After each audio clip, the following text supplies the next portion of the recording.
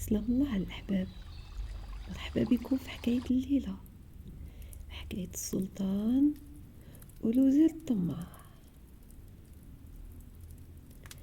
كان يا ما كان وكاين الله في كل مكان، حتى كان الحبق والسوسان والملك ملك الرحمن، ونسيتو نصليو على نبينا العدنان. يا سادة يا كيرا، ايوا يا سيادي، على ما حكاو ناس زمان، كان في واحد البلاد بعيدة حاكمها واحد السلطان، بلاد عامرة بالخيرات، فيها السهول والجبال والوديان، الحصيدة فيها على طول العام، والمياهات دايرة وديان، الناس عايشين في النعيم، وحتى شي واحد ما كان مخصوص. وكان السلطان عايش مرتاح فوق العرش ديالو، رافع راسو، لا عدو يقرب ليه ولا خصيه. كان مزوج بواحد السلطانة آية في الجمال، عندها معاه وليد وبنية. ولي العهد كان في سن الشباب، وكان مهتم بالفلاحة والتجارة وحتى الزراعة، كان مثقف في كل شي تبارك الله. ديما يقول مازال خصني نتعلم، والعلم طريقه ما محدوداش.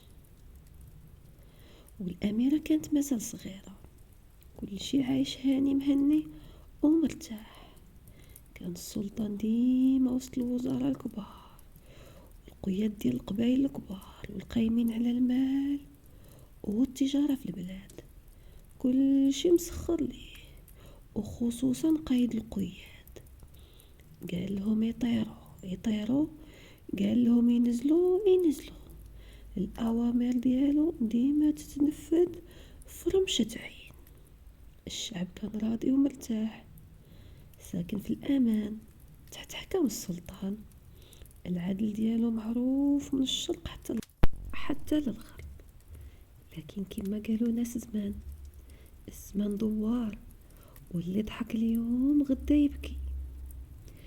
ايوا يا سيدي، في واحد النهار من ايامات الله، وكيف العادة الخدم كيوجدوا الحمام للسلطان. دخل السلطان حيد حوايجو، وبدا يعوم هاني مهني، حتى سالا وقف حدا المراية، وهو يشوف في صدره بلاصة ولات بيضة بحال اللبن. قلبها وبدا يحقق فيها، ما فاهم والو. شنو هادشي يا ربي سيدي؟ خرج وهو يخمم، لبس حوايجو، وبقى كل نهار يطلع عليها ويشوف كيفاش راها. كيلقاها كتكبر، وكل نهار تزيد تكبر كتر من النهار اللي قبل. بقى راد ليها البال وحاضيها، كتكبر بحال النار في الهشيم بالزربة. عيط على الحكيم وسولو شنو هادشي. الحكيم تردد وخاف، ولكن قرر باش يهضر. قال ليه هذا البرصة مولاي، ابتلاك الله بيه، والله كيبتالي غير المؤمنين. طاح عليه الخبر بحال الصاعقة، ودغيا تنشر في القصر. الوزارة تخلعوا، والخدم داخو، والأطباء بداو داخلين القصر بحال الجراد، كل واحد جايب وصفة، هاللي جايب العشوب، هاللي جايب الكتاب، هاللي كيدير رقية. لكن والو، المرض تنشر فيه وما خلى حتى بلاصة ما لصق فيها وبيضها. السلطان تقهر وقرر يسد عليه في القصر، ما بقى لا يخرج عند الناس ولا عند الوزارة ولا القياد، ولا يجلس في المجمع ديالو كامل. سد عليه في القصر ومخبي. دازت الايام والوضع بقى على هاد الحال، حتى جا واحد الحكيم لباب القصر. كان من بلاد الروم، وكان مسيحي معروف بالحكمة والعلم، قاري في كتب الطب القديم، وعارف أسرار الأجسام. من بعد ما سمع بمرض السلطان قصد القصر، ووقف قدام بابو الكبيرة وطلب يشوف الوزير الكبير السي منصور، حيث كان أقرب الناس للسلطان، وهو اللي مقابل أموره كاملة في الأحكام. الوزير سول الحكيم، اشنو بغيتي وشكون انت؟ قال ليه الحكيم، أسيدي الوزير، أنا حكيم وسميتي زيزو من رومي. سمعت بمرض السلطان وجيت أنا باش نجيب ليه الدواء واللي غادي يهنيه فرمشة عين. الوزير رفع شي حجبانو وقال لي: اشنو ياك ما باغي تلعب علينا؟ قاع اطباء البلاد ما لقاو ليه دواء وانت جاي وجايب دواك ومكملها فرمشة عين. اش هاد المزاح؟ اسمعني يا سيدي منصور، انا قلت لك غادي يبرا فرمشة عين، وإلا ما براش مولاي السلطان لا يدي راسي تحت سيفكم. بقى كيشوف فيه ومشى دخل عند السلطان وخبرو باللي كان. السلطان جاوبو: انا عييت بكذوب الحكام والكهان، قولوا لهاد الحكيم الى دواني غادي نغرقو في النعم والخيرات ونرجعو الطبيب خاص ديالي، ولكن الا كان غير نصاب راسو يطير في الساحة قدام العسكر والناس باش يكون عبرة لأي واحد يجي من بعده. وصل الوزير الأخبار للحكيم والحكيم قبل ودخل عند السلطان واتق في راسو وقال ليه: حيد مولاي لباسك باش نداوي لك باسك. لكن السلطان بدا كيشوفو مستغرب: باش غادي تداويني وانت ما حطيتي لا عشوب ولا دهنات؟ غير نظرة من عينيك وكلام كتقرا فيه وتعاود. ما جا فين يكمل الحكي هو السلطان يكمل كلامه حتى تحقق الامر وجا الشفاء في رمشة عين. البرص بحال لا عمرو ما كان، وجلد السلطان رجع رطب وصافي بحال شي تربية صغير، بحال لا عمرو ما ورد. وقف حدا المراية كيشوف وهو ما مصدقش عينيه: واش انا في حلم ولا في علم؟ يا الزيزون، ملي هم بلاصتك عندي وحدايا واي حاجة تتمناها تلقاها. فرح الحكيم والسلطان وكاع اللي كاين في القصر. السلطان دار الولايم وعرض على الصغير والكبير، الغني والفقير، كل شي كلا وشرب وزرد ودا معاه الخير. الفرحة ملات القصر. ايوا يا سيدي، شنو اللي يخلي ابليس يفرح؟ الوزير المنصور جاه الحسد والغيرة. الحكيم منين شافو رجع اقرب المقربين للسلطان وبدا يفكر في شي حيلة حايلة يحيدو عليه من الطريق، حيت السلطان رجع يسمع ليه اكتر من اي وزير في القصر وحتى من المنصور اللي كان اقرب واحد ليه. الحاصول الغيرة والحسد في قلبه تشعلات ومشى قصد السلطان وبدا يوسوس ليه وقال ليه: مولاي، انت راك عاقل وحكيم ولبيب، كيفاش قربت منك هاد الحكيم لهاد الدرجة وانت عارفو من بلاد الروم وعندو دين ماشي بحال ديننا، ما عرفنا اش مخبي. شكون قال ما يكون جاسوس باغي يهلك البلاد والعباد؟ واكيد راه عندو العوين. جاوبو السلطان: لكن هو راه شفاني وداواني وهز عليا العذاب اللي كنت فيه هذه مدة وزمان. يا مولاي، هاد الحكيم داواك غير بعينيه ويقدر يقتلك غير بعينيه. نهار يحس براسو تمكن. واش كاين شي خطر اكتر من هذا مولاي؟ بقى يزن عليه بالكلام حتى زرع عليه في قلبه وعقله الوسواس، ونسى السلطان الخير وغلب عليه الشر وامر باعدام الحكيم قدام الناس في القصر.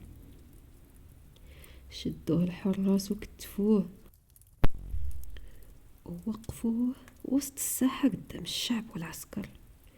حاول الامير ديال السلطان يتدخل ويقول له باه هذا ظلم، لكن الوسواس كان سكن ليه في الدماغ وفي القلب ورفض يسمع حتى شي كلمة. الحكيم كان عاقل وساكت، عارف ان الفاس طاح في الراس، ولكن قبل ما يطير له الراس قال: مولاي، قبل ما تقتلني خليني نرجع لك شوية من الخير اللي عطيتيني. في قاع هاد المدة اللي دوزت معاك. خليني نرجع لداري ويمشيو معايا الحراس، نجيب ليك كتاب الحكمة فيه سر عظيم، فيه الدواء ديال الموت.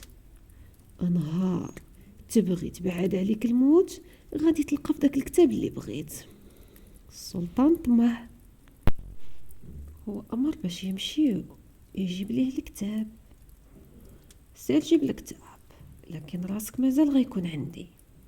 داوه الحراس مكتف وجابوا الكتاب، حطوا بين يدين السلطان وقال ليها مولاي فتح الصفحات ودوز وحده بوحده حتى تلقى الصفحه اللي فيها دواء الموت وحط صبعك عليها. من بعد ما كمل كلامه امر السلطان يقطعوا ليه الراس، والوزير كيتفرج فرحان. السلطان دخل القصر وبقى معاه بالو مع دواء الموت. كي داير هاد الدواء، كيفاش غيكون؟ شدو الفضول وبغى يعرف. دخل لواحد البيت في القصر وحط الكتاب على رجليه، لكن الصفحات كانوا لاصقين. بدا يفزق صبعو بريقو ويفتح ويعاود يفزق ويفتح، وحده جوج ثلاثة وهو يطيح في الأرض كيتفرتت. شدو السم في الحلق وتقطعت ليه النفس. كان السم الهاري هو اللي ملصق به الحكيم الوراق. الحراس تصدموا والشعب كيغوت على موت سلطانهم. بداو الحراس يقلبوا في الكتاب ولقاو الصفحة التالية مكتوب عليها هذا جزاء الغدر، وباش درتي يا يدي تودي. الوزير المنصور فرح بموت السلطان بلا ما يدير حتى مجهود. جمع الحراس والخدم والعسكر وبقى يحرش فيهم، وقال لهم ان ولدو غادي ينتقم منهم كاملين، والحل اللي كاين هو ينفيوه. ضعاف النفوس تيقوه وعلى الامر عولو. نفاوه في واحد القصر قديم في بلاصه بعيده، ورجع الوزير هو الامير والناهي في القصر، ويحاول يقنع الناس انه هو اللي غادي يحكم بلاصه السلطان، بحكم انه كان اقرب واحد ليه وعارف كيفاش كانت المملكه وعارف كيفاش يسير هاد الامور كامله بلا مشاكل. لكن هاد الشي ما طولش. في واحد النهار نيابة الله، وما كانش هاد النهار بعيد، جا قايد القياد اللي كان مخلص بزاف للسلطان. دخل للقصر وما عجبو حالة السلطانة والأميرة، وفاش سول على الأمير وعرف شنو وقع ليه ما عجبوش الحال وزاد تعصب. جمع القياد والعسكر والوزراء المخلصين واللي أصلا ما كان عاجبهم حكم الوزير المنصور، وقال ليهم السلطان مات بالسم واللي عطاه ليه هو الحكيم، لكن الحكيم مظلوم والوزير المنصور هو السبب في هادشي كامل. هو اللي وسوس وحرش السلطان على الحكيم، والحكيم كان ذكي وانتقم قبل ما يموت غير بشويه. الوزير المنصور باع السلطان ديالو اللي كان لحم كتافو من خيره. واش ضمن ليكم ما يدور عليكم حتى نتوما ويبيعكم في رمشة عين؟ العسكر بداو يشوفوا في بعضياتهم وكل شي كيقول عنده الصح. وهنا امر القايد يدوروا بالوزير ويديروا ليه محاكمة قدام الناس باش يعرفوا الحقيقة. وتحت القهرة والعذاب اعترف الوزير بكل ما جرى، كيفاش حقد الحاكم وحسدو، وكيفاش طلع الوسواس في بال السلطان. انا اللي حفرت كاع هاد الحفرة، لكن تجريت وطحت فيها. كل شي كرهو وبدا يطالب بإعدامه وهو سبب موت سلطانهم. وفعلا طبق عليه الأحكام وطار ليه الراس في الحال. وفين طار راس الحكيم طار حتى راسو هو. وباش قتلتي باش تموت.